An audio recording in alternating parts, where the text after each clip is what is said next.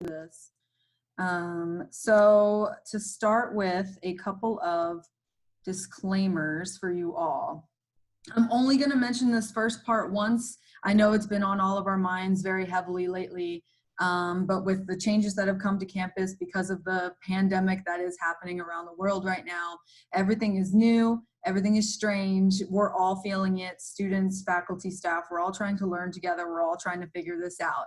So I want to let you know that you're not alone, and this is the only time I'm going to mention the fact that everything does feel a little bit strange right now.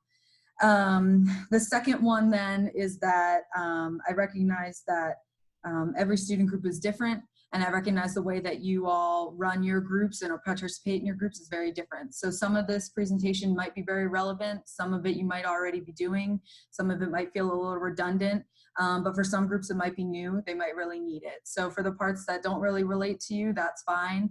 I just try to make this broad and general so that it does relate to all of us.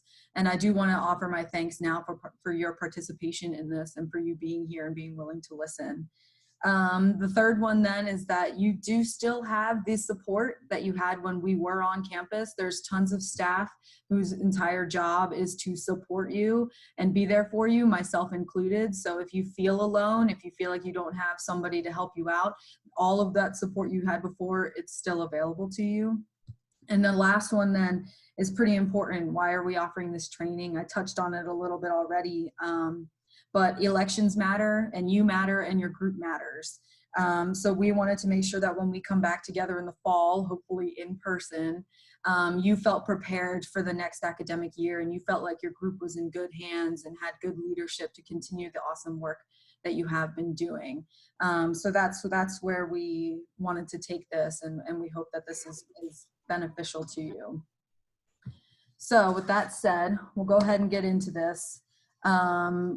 Quickly, I recognize that most of your meetings have to happen through Zoom or Skype or FaceTime, whatever you use, and I encourage you to continue to keep doing so.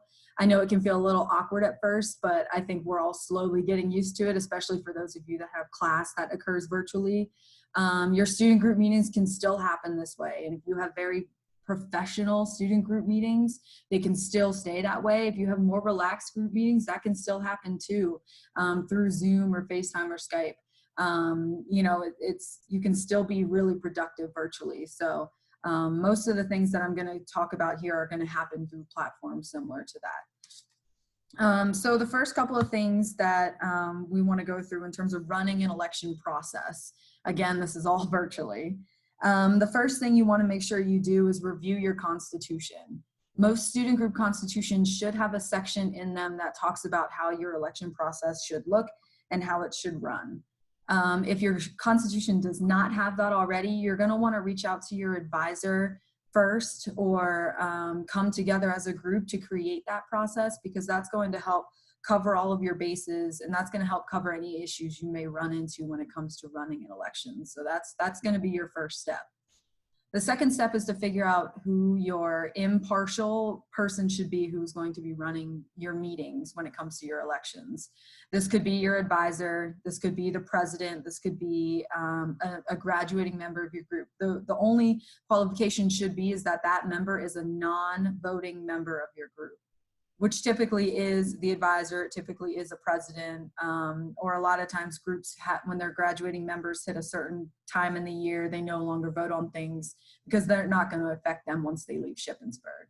So that's going to be your second step, is to figure out who that is, because this helps avoid bias, and it helps make sure that everything stays pretty level and pretty neutral. The third thing is trying to figure out what your nomination process looks like. Again, this is going to be based on what your constitution says. And if it's pretty vague or you don't have that built already, there's a couple of things to keep in mind. For example, is it a self-nomination? Are people nominating themselves, stepping up and offering that? Are you going to have a nomination process where others can nominate their peers to be part of the election process? Are you going to do this in person? Well, virtually through a Zoom or a Skype call? Are you going to do it through a form? You know, there's all these little qualifications you need to think about, all these little steps that you need to think about. Finally, you need to ensure that all active voting members of your group are aware of what's happening. not only to be kind and let them know that there's an ability for them to impact the future of the group, but also that's kind of like the legal professional way to do things. And it will also impact the way that your voting numbers turn out. If your constitution says that you need a 2/3 vote to be elected, then you need to make sure you have as many members as possible. This is also going to be important if you need the majority vote. You're going to want to get as many members to participate in it as possible. So just making sure that you're clear with your communications and you include all active voting members on your emails and your text messages and stuff like that. So then moving forward with running an election, the next step once you figure all those things out is obviously your ballot. And there's a couple of pieces you need to figure out here too. The first one is very fundamental, but who is creating the ballot and who's sending it out, who's sharing it. Again, this could be the president or one of those non-voting members. It could be the advisor. Maybe your constitution says that your secretary does it. Regardless, you're going to want to designate that and make sure everybody knows who is part of that. The second thing is when are you going to send your ballot out?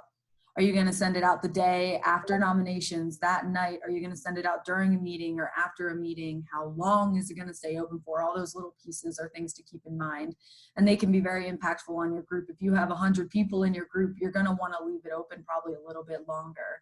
If you have 10 people in your group, then you might only need to leave it open for 15 minutes, you know, if you all do it during a meeting. So just things to think about for your group.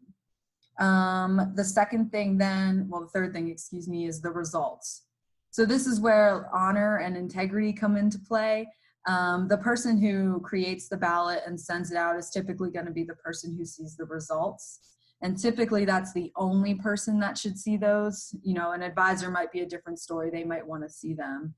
But the whole group doesn't need to know the results. They don't need to see that. They just need to know who won. And if you are the person who ends up seeing the results, then you should not share that out. And if you're someone who doesn't see the results, you shouldn't really ask. That's, you know, again, the only thing that matters is who won. So a little bit of integrity comes into play here, just keeping those results private. In the event of a tie, when it comes to results, I'm going to keep saying it, but look back at your constitution. There should be a little bullet in there about what happens. If you don't have that as a resource, a couple of things that student groups typically do as a process is, you know, that non-voting member will offer their vote. A lot of times the president is a non-voting member. They might offer their vote, or you might have your graduating member step in. Or another very common practice is those who are running and are in the election process, they will do a mini speech if they haven't already, or they might offer more information, or they might try and change people's minds. So just a couple of things to keep in mind if you don't already have that readily available. And then obviously you do a revote and see if you have different results. Finally, when you do have the results, typical practice is that the results are announced to the group within 24 hours. It's just kind of to keep people from being in suspense for too long and having to sweat it out. So that's typical for a lot of student groups. So then resources available to you. All of these listed here are free. Most of them you're probably pretty familiar with, campus groups or ShipLink, whatever you call it. You can create surveys and forms on that platform that go out to your group immediately. It's a really awesome resource to have. If you're not very familiar with that process, you can reach out to me. I'm kind of a point person on campus. I'm very familiar with it. I can help you out. Obviously, Google Forms, you've probably encountered that before. Same with SurveyMonkey, you've probably seen that. The last one is Election Runner, and the whole point of that platform is to create ballots. So they have some pretty awesome steps you can take, and it is free. So just a couple of resources for you to create these electronic ballots, since obviously paper ballots are not available. And I want to offer a quick side note. If you're a group who doesn't want to do a ballot, if you have 10 members and you just want to raise your hand, you can more than easily do that over Skype or Zoom. You don't have to send out a form, but a lot of groups like to do it so they have it on record, or they can keep track of the numbers easier, or if it's a pretty big election and they want it to be anonymous, these electronic platforms are a really awesome way to go. Another quick side note on Zoom, which we're currently using, if you haven't already figured out, if you use your Shippensburg credentials to log into Zoom, you can have unlimited meeting times, which is a pretty awesome thing to do, especially when you have longer meetings like elections. If you use your personal information to log in, you'll have a 40-minute time cap on your meetings, which can get a little frustrating. So if you haven't already, start using your Ship login, because then you'll have access to longer meeting times on Zoom. And then finally, we need to talk about time. You know, depending on how your group works, you're gonna wanna give everybody time for the following things. And we're starting at the beginning here. You're gonna wanna give everyone time to discuss open positions. What positions are gonna be open in the fall? What's been created? What does not need to be filled? And then after that, you need time to process that. You know, people need to think about what they can take on or what they might be wanting to challenge themselves with. And then you need to give them time to prepare. If your group does speeches, they need time to prepare that. If you do a nomination form, they need time to prepare for that. After that, you need time to present. If it is the speeches, time to present those. If it's the nomination forms, you need a meeting where there's time to present the nominations in that form, the results of that. And then again, you need more time to process. You need to think about your options. The group needs to be able to think about who they're voting for. And this doesn't have to be a long period. You know, your nominations and your speeches and the voting could happen in the same meeting if that works for your group. But you need to give everyone just a little bit of time to think about it all. And then you obviously need the time to vote. And we talked about this already, whether it's an online form that's open for 24 hours or it's a Zoom meeting and it happens within 10 minutes, whatever works for your group, but you obviously need to get that done. That's the whole point of this. And then you need the time that you're going to announce it and to announce the winners and the results. And then your group needs some more time to process that. You know, the people who get elected, they need time to think about that and absorb that. And the people that did not get elected, they need time too to really think about, you know, how they're feeling and to check in with one another. And then you need time to transition. And this is something, if your group doesn't do it already, is a really awesome, easy way to prepare your group for the fall.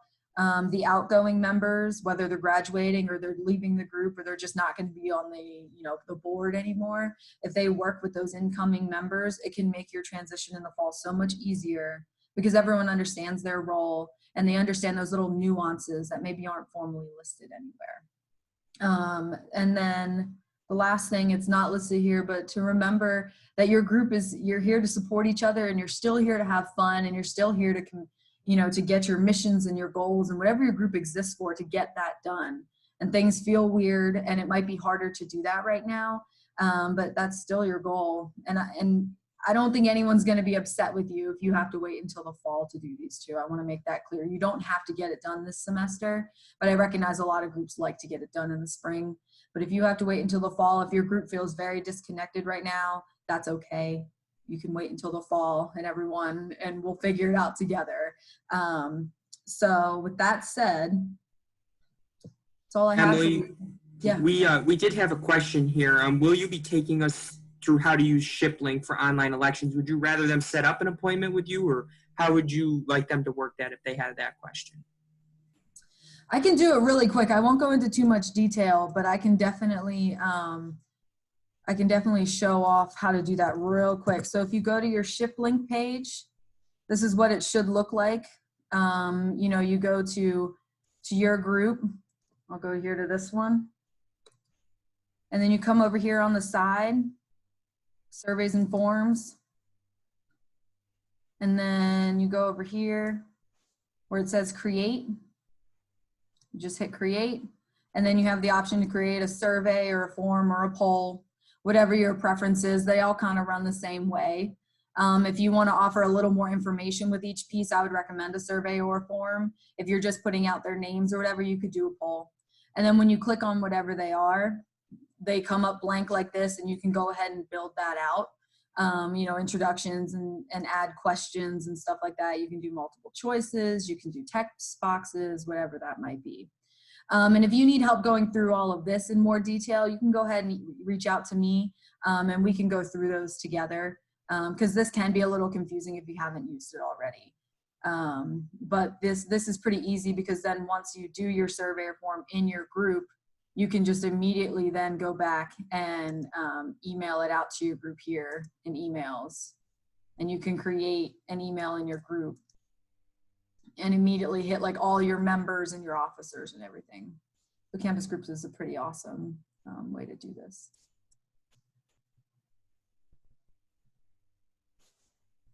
So with that said, are there any other questions from the presentation side of things? And you can go ahead and speak out at this point. You can keep using the chat, but if you want to go ahead and use your mic, you can do that too. Emily, this is Ashley. Ashley. I just typed something, but I can just ask you. So is the election on ShipLink, is that more so if you're doing it like via email out and getting those results? Or is it something that you can like activate it live right there, have everyone vote while on the meeting, and then you can kind of announce it and then move to the next position? Yeah, so through campus groups, you can do it the first way that you mentioned. You can email the link out, but I think you can also make it live, and then people can go in and do it right then and there. So that definitely is an option, and you can do that same method with Google Forms and SurveyMonkey and stuff. If that's something that you if that's going to be easier for your group, you can absolutely do that. And it's less formal, but if you don't know already, on Zoom, down in your bottom right-hand corner, there's the reactions button, and you can do like a clap or a thumbs up. If your group is much more casual in that sense and you want to just do it that way, the little reaction pops up and you can just count right there on your screen. So if you don't want to create a form, you can absolutely do something like that too. Do you have any experience with just doing the poll live via Zoom and doing that as an election? Only why I ask is because we have a lot of times we have people who like would say, okay, I'll run for president, vice president, they'll run for multiple ones if they do not get their first choice. So I'm trying to figure out how best to run something that I can like change real quick or take someone's name out and kind of have the result right there. But then as the advisor be able to control, like kind of like you were saying, like everyone wouldn't see the actual numbers, in case someone would get 0 votes.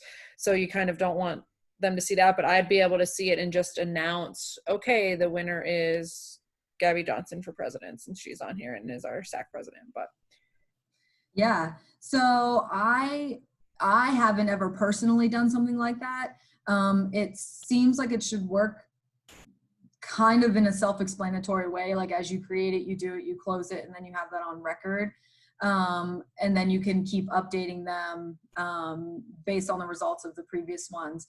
I'm trying to find on my screen, and I apologize that I don't know it off the top of my head immediately, but there is a way to create polls in your Zoom meetings and have those, they'll immediately appear on everyone's screen. yeah, And you can do it right then and there. And I forget how to do that. And if anyone knows and wants to jump in and help me out, that'd be awesome. But I think it might have to do with a setting when you first established the meeting, potentially. okay. I see Riley shaking his head, so he might be agreeing to be able to like have poll access maybe, or have a poll being run. But I don't know if only the host can create the poll or not. So that's kind of some of the things that SAC's working through. Yeah, that's a APB, which for those who don't know, I co-advise that as well. It took us a couple meetings to figure that out. And then once we figured it out, we've been using it for a lot of different things. So I'm sure if you wanted to figure that out, if you wanted to do an internet search, that'll help you out. And I apologize again that I don't know how to do it off the top of my head. It looks like Riley was nodding in terms of it's something that happens when you create your meeting. So, something to think about though. I don't think that those polls though necessarily stay, meaning I don't know if you see the results forever. So if you're a group that likes to have those records, either make sure you write that down or you use the other forms while you do it. So.